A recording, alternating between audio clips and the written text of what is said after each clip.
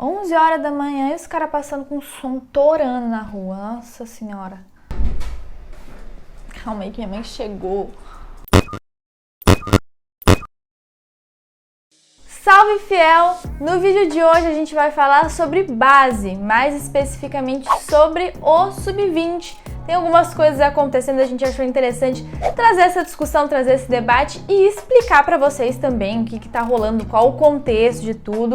Esse vídeo aqui bem baseado numa matéria que o Tomás Rosolino fez para o site do Meu Timão e também numa coluna do Luiz Fabiani. Então o link vai estar aqui na descrição para vocês lerem, caso vocês queiram. Bom, para quem não sabe, o Corinthians Sub-20 foi eliminado na Copa do Brasil logo de cara para União do ABC por 1-0, depois de ter levado um gol aí aos 41 segundos e não ter conseguido reagir. A equipe, portanto, saiu e se juntou ao Atlético Goianiense como as únicas equipes da Série A que foram eliminadas logo de cara.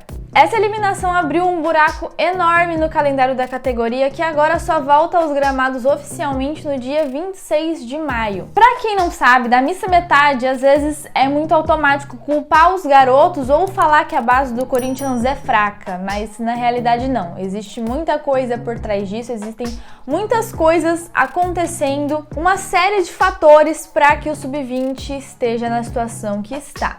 E é isso que a gente vai falar agora. Em primeiro lugar, a gente tem que colocar a demissão do Coelho. Sim, muitas pessoas levam em consideração a passagem dele no profissional para o que ele fez na base. Mas, na realidade, o que a gente observa é que a demissão dele talvez tenha sido bem pautada por conta da relação interpessoal dentro do clube. Ou seja, se você meio que se apoia ou justifica uma demissão por conta disso, ignorando completamente os aspectos técnicos e táticos, já é pra gente ativar um sinalzinho de alerta aí, né? O Coelho deixou o Sub-20 depois de 125 jogos, 71 vitórias, 31 empates e 23 derrotas. Na temporada passada, a categoria foi vice-campeã da Copa do Brasil e do Paulista e terminou o Campeonato Brasileiro em terceiro lugar. O segundo fator e talvez mais preocupante é que desde a saída do Coelho, o Corinthians não apresentou um técnico oficialmente para substituí-lo. Márcio Bittencourt foi apontado como técnico interino 5 dias depois da saída do Coelho. Ele estava sem clube há 4 anos e nunca tinha comandado uma equipe sub-20.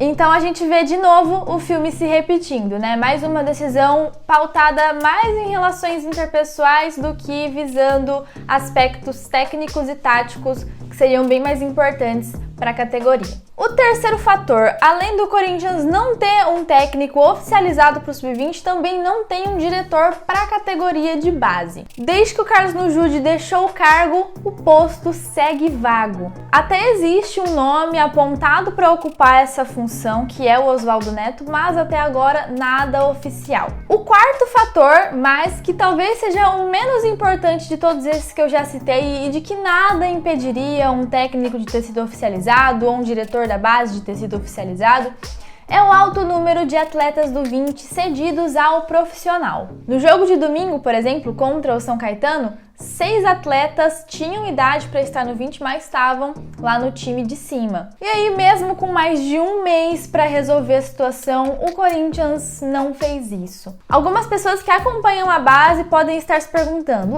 mas cadê o Carlos Leiria? Pois é, né? Ele se mostrava talvez o caminho mais certo a ser seguido depois da saída do Coelho, já que ele era auxiliar dele, inclusive algumas vezes até trabalhou como interino lá no 20, fez um ótimo trabalho, então talvez esse fosse mesmo o caminho a ser seguido. Porém, o Márcio Bittencourt foi apontado como interino e o Leiria foi rebaixado a auxiliar do Sub-17. Nesses 42 dias que o Sub-20 está sem técnico, não vou falar 42 dias, né, porque já vai ter passado mais dias, enfim. Nesses mais de 40 dias que o Corinthians Sub-20 tá sem técnico, até o modelo de jogo foi alterado. Quem assistia os jogos da base no ano passado com o Diego Coelho sabia que era um time recheado de ideias, um time ofensivo, um time que gostava muito da posse de bola. E aí, nesse primeiro jogo da temporada que o Corinthians saiu derrotado, foi um jogo bem difícil de ser visto, assim, muito porque o que é priorizado na realidade são mais os embates. Agora é um time que aposta muito no chutão, aposta muito na segunda bola e até por isso optou por jogadores mais físicos. Por exemplo, o John Lessa e o Beleze, que são zagueiros de origem, foram utilizados como volantes. Bom, dito tudo isso, acho que agora todo mundo concorda que é inaceitável que esse tipo de situação aconteça na base do Corinthians. Além de ser uma categoria muito importante, a mais importante da base, é a que mais fornece jogadores ao elenco profissional.